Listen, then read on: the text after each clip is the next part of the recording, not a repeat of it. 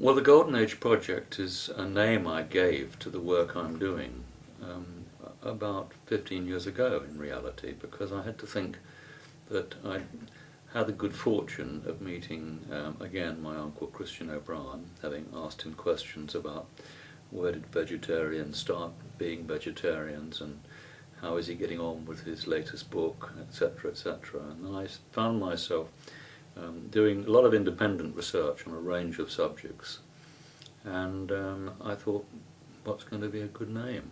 And for some reason I chose the Golden Age Project, which becomes more appropriate the more work I do and the more we move forward and look at the past. I didn't know just how important the Golden Age was in the past, and I haven't got to change my name of my research operation, if you like, in terms of the research being carried out on ancient history, which is a continuation, the good fortune of me being provided with a roadmap of time by Christian and Barbara Joy O'Brien, and being able to develop their work much further, and more importantly to fully support from other sources their incredible research on the discovery of the Garden of Eden, the sighting of Atlantis and the survey of Atlantis, Baalbek being so important, and much more besides.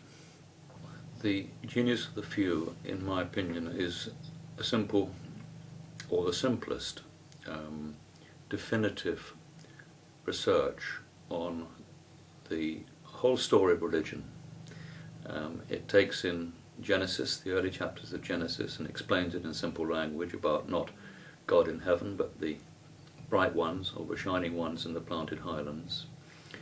It confirms all that's there within the secrets of Enoch and the books of Enoch, and Enoch being the great historian who was taken to the planted highlands under the instructions of the great Lord to record all that was going on in was called the speedy writing, which was the feather, and the ink type writing, which was the in-house alphabet, as it was called later, of the early peoples of Phoenicia, and all the elite in the ancient world. Ashburnapal in his library was taught the alphabet within his teaching at a kingship school. The Druids used the old in-house alphabet, which was similar to the Greek letters, but the Greek letters came on later.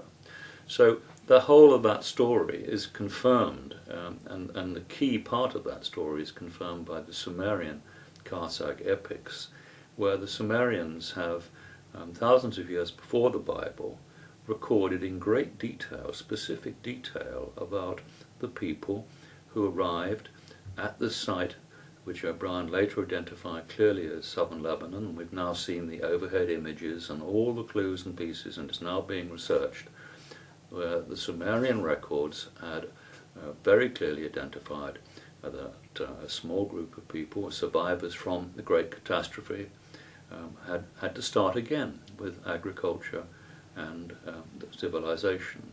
So that book covers all the practical issues, down-to-earth issues that the church has missed out on. The church has used loads of explanations which don't make sense, but as soon as you start looking at the bright ones in the planted highlands farming and producing food, and a very special package of food which was unique and has sustained our civilization till now, and the same seeds and same crops and same domestic animals are still with us.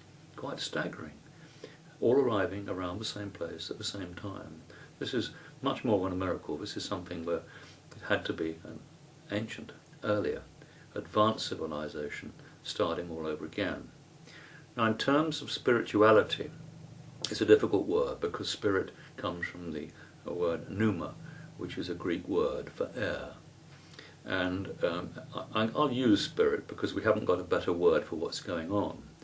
But what we find in spirituality is interesting because we find in Egypt at the earliest times of Osiris and Isis people wearing what look like leotards and meditating, and in meditation poses. For example, the cross legs, etc. Very early Egypt. We find that in India, and we find it in the Celtic, the wonderful, marvellous silver bowl, which is in fact the Druid zodiac, one of the figures, Cernus, of the antlers is sitting in a meditation position. Now, Jesus helps here too, because in his teachings to his inner circle of disciples, which O'Brien translated the Askew and Bruce codices, and this is the primary source document of what Jesus was talking about, the kind of man he was, the fact that he was teaching men and women, the fact that Mary Magdalene and his mother were playing key roles. And he's talking and teaching what is still taught in some places in India, and it's called the Surat Shabad Yoga. Now, that simply means soul, word, union. And we can link that with what was going on in Egypt at the time of Osiris, and everywhere else where there is some kind of sophistication and tradition. So meditating, maybe going out of body, believing there is a soul, believing about the journeys of a soul, which is exactly what Jesus is talking about, this inner advanced knowledge. And we know that the Druids and everybody before we get involved with the Church of Rome, for example, had no difficulty in accepting the transmigration of the soul. Tibetan monks came along much later, and they claimed to be able to go out of body. I've spoken to people who, one or two people who I genuinely believe can go out of body. And so this is a new area of science. We're now told there are 25 or 26 different dimensions, maybe with sound, maybe with meditation, maybe with special skills. We can go out of body.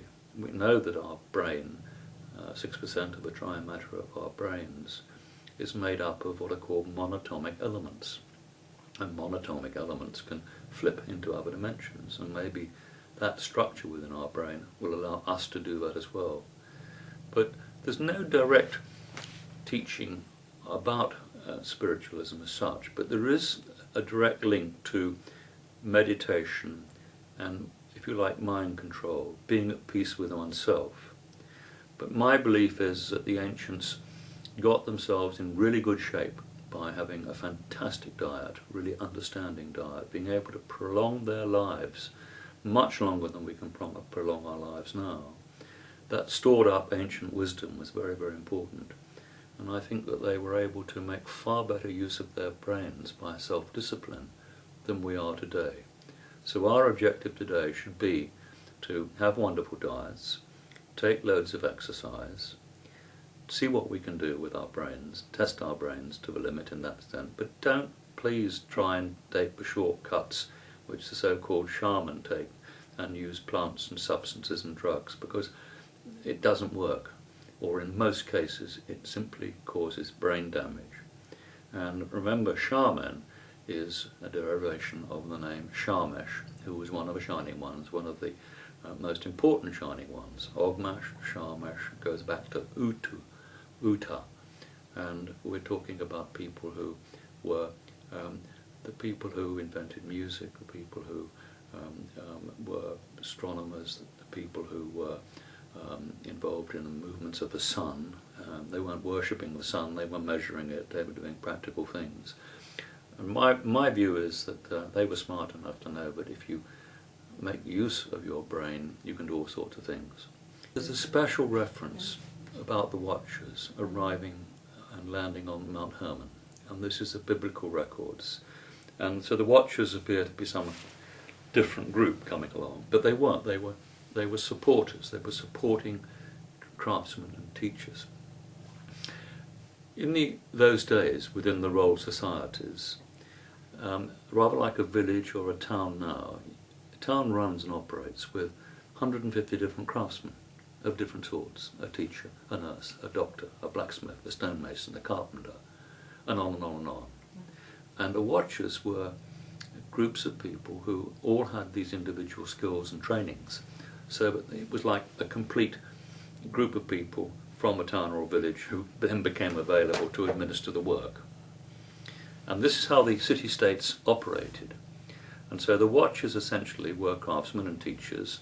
They were in groups of 10, 50, 100, 200. 200 landed on Mount Hermon in the days of Jared. And they were there to support the whole operation of restarting civilization. And we see this within the city-states. We find this wonderful world of city-states that within a town you have the land all round, you have your main building, which isn't a temple, it's a taimon, or administrative building. Much the same as the early mosques were administrative buildings where people could go to school, medicine, teaching everything that could be taught. Women were playing a major role in the administration and the cooking and the food. And even in the early days of Mesopotamia, we had centralized food at the taimons for the people of the town. It was so well organized. So in order to be able to make that function, you had to distinguish between the different crafts and trades. And fathers had to pass their knowledge to their sons, and sons to theirs, and they built up the trades.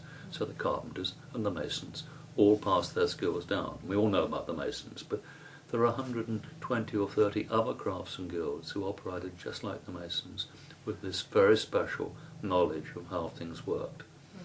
And when a city grew to a certain size, population control being a major issue, that's why women were so much involved, and why women chose who they slept with and when they slept with, and would have wanted to know what the moon cycle was so that they could make decisions about when they were likely to give birth.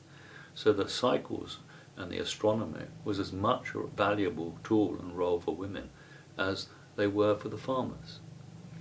And so you have a situation where a young man would have had to do his 20 years training, and if he was good enough, he was selected to be a king. And in the ceremony which made him a king, he would have been handed the rod, or the ruler, standard unit of measurement, the rolled measuring tape, and he would have taken those two practical things with him, and 150 craftsmen of all needed, and their families, and would have gone there, or even overseas to start another city-state somewhere else. And it's like the egg dividing. It was such a marvellous system. And the king's job was to look after everybody, to make sure everybody was fairly treated.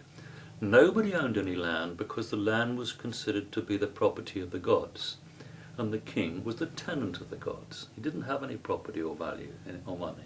He couldn't be diverted onto things that weren't business. And as we saw this morning in that wonderful clip of the King of Ur taking the shrine of Ninkasag into the marshland in the Mesopotamian plains, and visiting the villages and setting up her chair and her symbols and sitting in it and dispensing justice to the local people, just as our district magistrates did in India for 200 or 300 years, very successfully, 700 people running India, with great success. We hear about the bad news, we don't hear about the good news.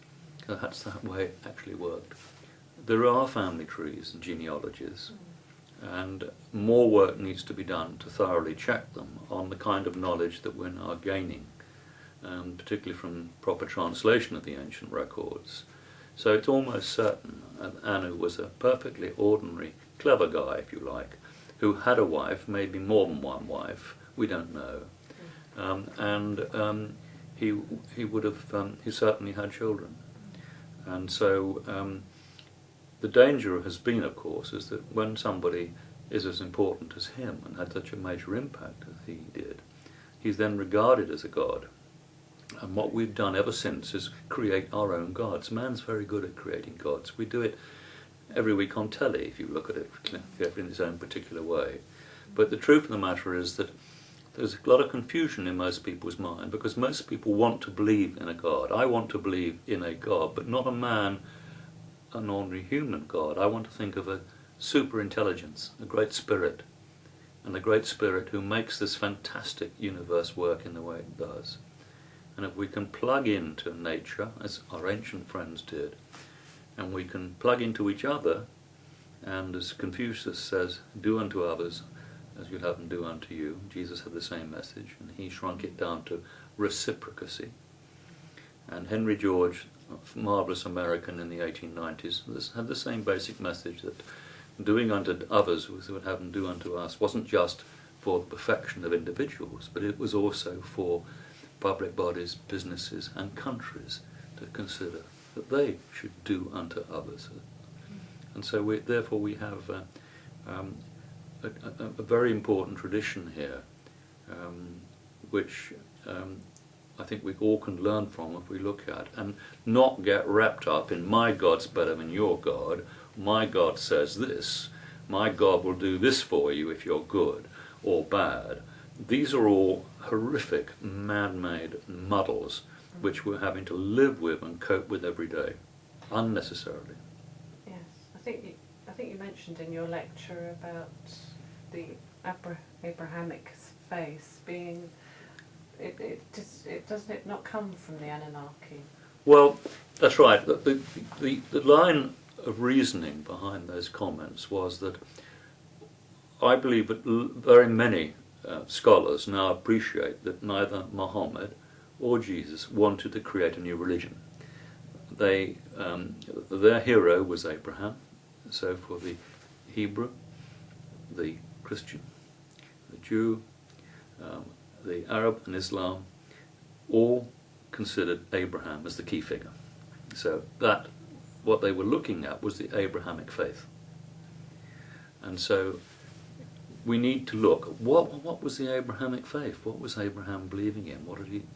So we can do that quite simply by going back to the town that Abraham lived in. And what did everybody do in that town? Well, first of all, we find that they had wonderful laws and they followed the Sumerian system.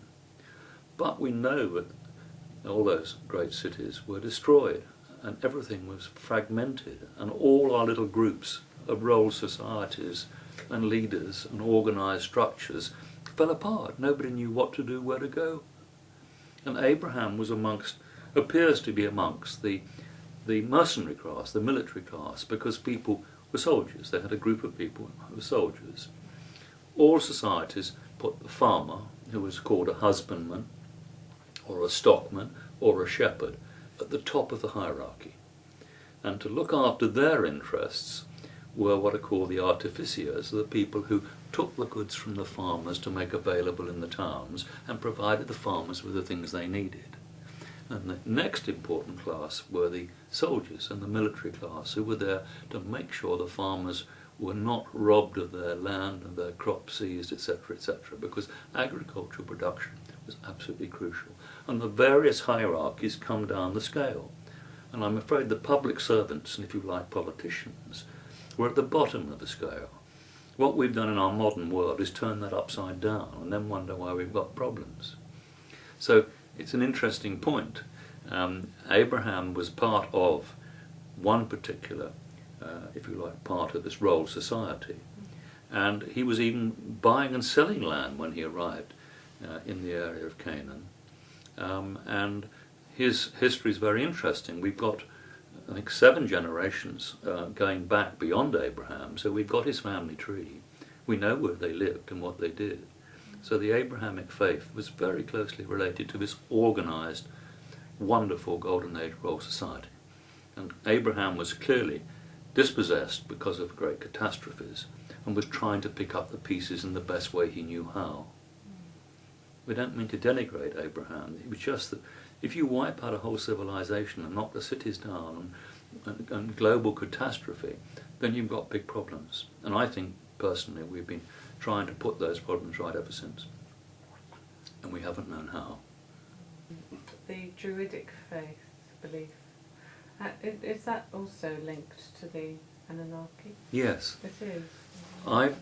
I read a very important book which I hope everybody will find and read in the local libraries, called St. Paul in Britain, by the Reverend R.W. Morgan, dedicated by Connop, Bishop of St. David's, and it was written and published in 1860. In my opinion, he had our history wrapped up very well and explained very well, and also explained extremely simply and clearly, without complication, all the great philosophers and the way things worked in ancient Greece and ancient Egypt, etc. And so that it's an education on its own. He, being a vicar, considered religion important, but other scholars have made it clear that the Druids it wasn't a religion, the Druid religion, it was a way of doing things. And this is the same as we had in Mesopotamia and Egypt in our Golden Age. It wasn't a religion, it was a way of doing things. We've invented this word religion and it's messed things up. temples weren't temples, they were taimons, administrative buildings primarily. And so this is where the confusion comes in. But we have so much evidence of the links between the Druids and the Tuatha De Nan. And the Tuatha De Nan are the people of the god An, back to our Karsak. And we also find the Druids using the Ogma text, and Ogma goes back to Ogmash, Shamash, back to Uta, who was one of the 7 two-eyed serpents or archangels. So we do have a direct link. And when the Druids, the Druids always said, we are the serpents, we are the Druids. And as we spoke earlier, the word serpent or wise serpent wasn't a snake at all, it was a wise person. And this is where the confusion has come along. And we get the Druids coming into Britain as predominantly long-headed people by the look at it from the graves, coming in round about 4000 BC, when we see the farmers from the Near East coming in with their seeds and farming, particularly where we have an area of side fields on the west coast of Ireland, which was a very large area, cleared, was done communally, the fields were rectangular, the walls were built, woods were cleared, fantastic, traditional, if you like, farming operation of livestock and crops. And then the climate got wetter and colder, and the conditions different, and then the peat built up on those field systems, 5-6 feet of peat, and we've dug down and find, God, there's an old farming system underneath all this peat. So climate change, migrations, people moving, the pressures that we have on the planet and have had ever since people have records threaten us enormously, and we can see that within history, and that's where we can learn so much from history, not only as to what went wrong, but can also see great successes and great knowledge, great skills, great technology.